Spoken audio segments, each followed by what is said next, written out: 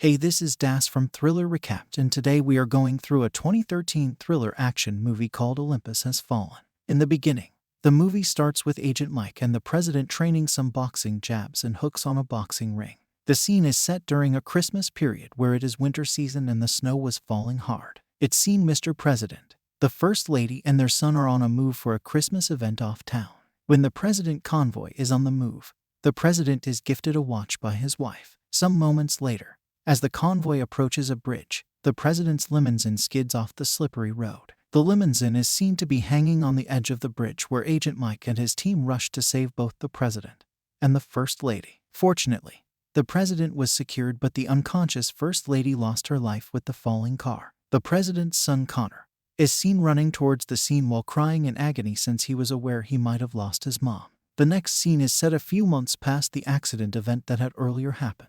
Agent Mike wakes up from his sleep where he is greeted by his wife. After taking his breakfast, he heads to his office, which is located around the White House compound, where he can see the White House from his office window. We can later see the president having a meeting with the Speaker of the House, Brigadier Alan Trumbull, and other secret security officials. The meeting is about a visit by the Korean Prime Minister Mr. Lee, who is welcomed to the State House with his motorcade. Mr. Lee is accompanied with Mr. Kang Yonsak, who is believed to be head of his security team.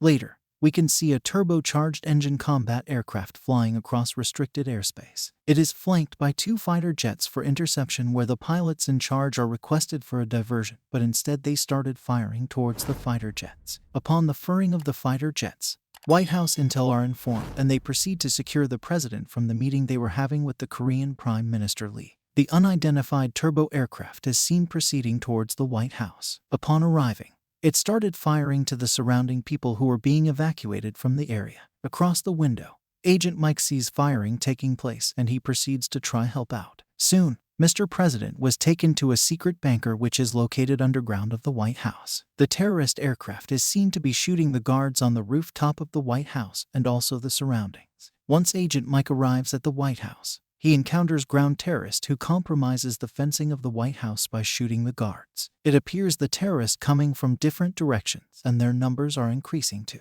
The president and his team are informed about the White House being under ground attack. The story takes a twist when we see the visitors who had come for a meeting with Mr. President turning their backs towards the president's bodyguards only to shoot them and hold the president hostage. On the outside, we can see two trash trucks arriving at the fence of the White House. In the trucks, there were some heavy machine guns that shot heavy fire to the bodyguards and police. The ground terrorist appeared to have gotten an opportunity to enter the White House through the entrance. Agent Mike was able to enter the White House, being the only survivor on the door guard. Mr. Lee was shot dead on camera by the terrorist after being commanded by Mr. Kang. It is believed that the head of the terrorist was Mr. Kang Yonsak, who accompanied Prime Minister Lee as head of his security. Mr. Kang's team took control of the White House communications together with a disrespectful move of removing the American flag and replacing it with their own terroristic flag. On the inside, we can see Agent Mike making his way silently, trying to get to the security CCTV area so he can know where the terrorists had positioned themselves. Brigadier Alan Trumbull is appointed as the acting president so as to make crucial decisions pertaining the rescue of the official president.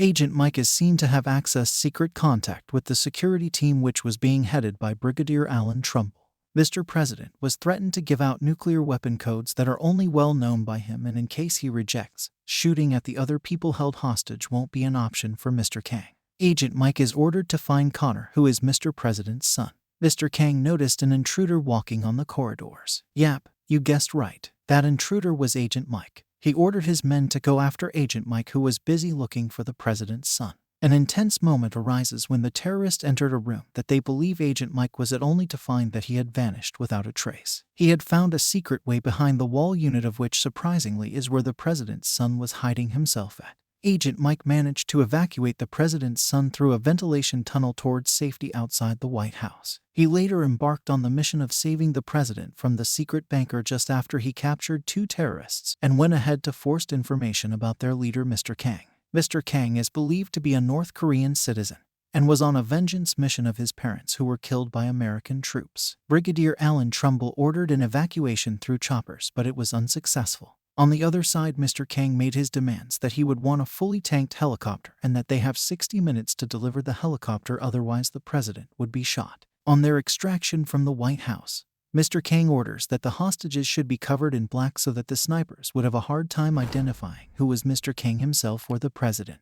As soon as the extraction helicopter had taken off, it exploded in flames. Yep, we have no idea if Mr. President was among those hostages on that exploded helicopter. Fortunately, Mr. Kang and the president were still in the bunker. They sacrificed the hostages so the world would know that they are dead. Agent Mike was able to intercept their escape route out of the bunker, where he fought an intensive fight with Mr. Kang and was able to terminate him. He was also able to deactivate nuclear weapons that were activated by Mr. Kang to destroy the world.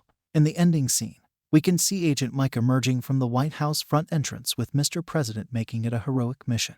We can also see how Agent Mike gains back the president's favors upon his rescuing act from the war zone, despite being the one who was blamed for not rescuing the First Lady upon the tragic accident that had happened.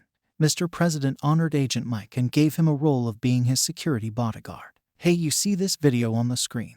This is a part 2 of this film titled London Has Fallen. YouTube thinks it's suitable for you, and in most cases, they are never wrong. Click it now before it disappears. Anyway, subscribe now, and if we get to 50k likes, I will make a part 3 of this film. Until then, stay thrilled.